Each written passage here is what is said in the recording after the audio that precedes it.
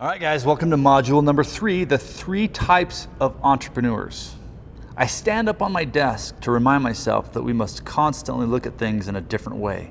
Robin Williams, actor and comedian in Dead Poets Society. Here's where you've got to look at yourself and how you approach your problems in life. Now, I kind of categorize entrepreneurs into 3 different buckets. You're going to be in one of these buckets. I know that I sure am. We'll talk about where I fall, and you can kind of think about where you fall. But the first kind of entrepreneur I call the duck. Now, the duck is this person that has to get all of his ducks in a row before he is ready to do anything. Now, this is the kind of person that wants to write a 40 or a 50 or a 100-page business plan and analyze everything down to the last detail. You know it's you if it's you, right? But you want to look at every possible problem and solution and have a backup plan to your backup plans. Now, if that's you, nothing wrong with that, but you need to understand that you're spending a lot of time at your desk thinking about your business. And honestly, guys, you don't know anything about your business until you get in and do it. Now, I found this time and time again, and it flies in the face of standard business theory, because when I got my MBA, they made me write these 50 or 60-page business plans. But what I found is that I knew nothing about my market. I knew nothing about how people would respond to the product or to me or to my brand until I went out and engaged with those people. I could write about it all day long. I could plan about it all day long, but nothing good was going to come of that until I actually went out and did something. So later on in this course, we're going to talk about the correct way to write your business plan. But for now, just know that I am against those 40 to 50-page business plans. I do think that they are a waste of time. Now, if you are the duck, if you're that person that has to get all of your ducks in a row, don't beat yourself up about that. That's actually a really good quality. You're a detail-oriented person. You want to focus on all of the little check boxes along the way. You just need to understand that there's a few things that are going to get in your way with this personality type. The biggest one is perfection. People that are the duck use perfection as their excuse to not actually starting anything. They say, well, you know, it's not ready yet. I can't start this thing. It's not going to do well because it's not perfect. It's not shiny. Why would I want to do anything other than put my best foot forward? And as admirable as that is, guys, let's be honest, it's an excuse, and you're using that to really shield your fear of going out and starting your business. Okay? So don't ever use perfection as your reason for not starting your company, because guess what?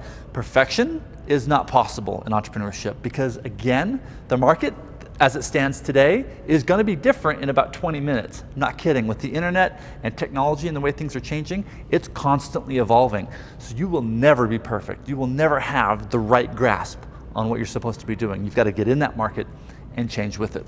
That's the duck, and be honest with yourself. If that's who you are, know that about yourself. Now, the second entrepreneur I call the firecracker. This is me. I am the firecracker, or at least I was. Now, the firecracker goes right along with the metaphor of having a fuse that you light. When you light it, that firecracker zooms off into the sky, blows up, it's big and beautiful, but then it's done, right?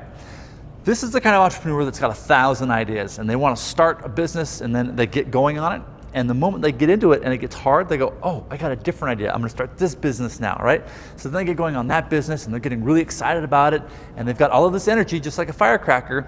But the moment it gets hard, they explode, and then they turn their attention onto a new business, and they never actually get anything started. This really was me when I started, and I know a lot of people that fall into this camp.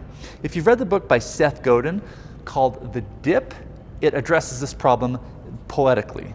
It works like this, right? When you start something new, it's exciting at first, and you get really, you get some momentum as you grow in your dream, but then it starts to level off, and it gets really hard, and you come way down into what Seth Godin calls the dip. And it's this moment of like this come to Jesus moment where you have to ask yourself, do I really want to do this? Is this worth my time and my money? Because this is a lot harder than I thought it was going to be. If you stick with it, and it's a good ship to be on, as you begin to rise, you get better and better and better, and you build that wealth and that empire that you're hoping for. But it's really hard to get out of the dip. Most people bail on their ship when they're in the dip, especially the firecrackers. So if this is you, like it was me, you need to be aware of this for yourself, because you will hit a dip in your business. There will come a time when it's going to get really hard, and you're going to question your motives for this business. And you need to stick with it. Go back to that grit we talked about in module number 1. Don't let go. Don't give up. Just because it got hard, you need to stick with it, okay? The next kind of entrepreneur, which I feel is the most successful type, is what I call the glass of water. Now, when you put water into a cup, it takes on the shape of that cup. It's a beautiful thing. Water is the most powerful element, in my opinion, on the face of this earth. It can, satisfy life and grow plants and give, nutriment to your body, but it can also destroy homes and just level villages and cities. And, it is like the most destructive force in my house. If I ever have a problem, it's usually water damage. Water has just destroyed everything that I own at times.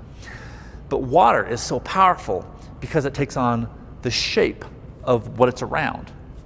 Now, that's what a good entrepreneur does. A good entrepreneur looks at the market and takes on the shape of that market as defined by his or her customer. That's how you need to be. You need to be so consistently analyzing what's happening out there and taking on that shape that you're comfortable saying, this is my business today. And then as the market changes and you come over here, you say, this is my business now, and being okay with that. It's about letting your ego go and just listening to the market. It's not easy being a glass of water, but if you can do it, you're going to be very, very successful. Guys, this is your homework for module number 3. You need to sit down at the table right now and not lie to yourself.